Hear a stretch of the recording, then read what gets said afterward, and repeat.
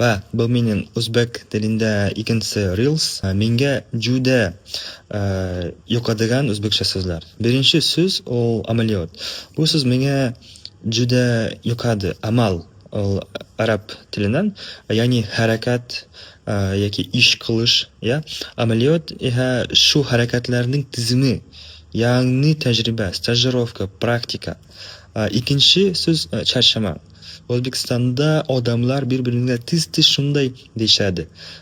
Ish qilayotgan odamga charchamang deyishadi. Bu juda iliq eshitiladi.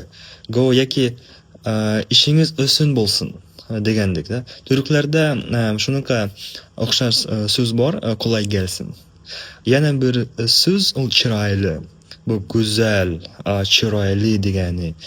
Juda yumshoq va chiroyli ishlatilgan so'z. Agar sizga ham yoqadigan o'zbekcha so'zlar bo'lsa, izohlarda yozing.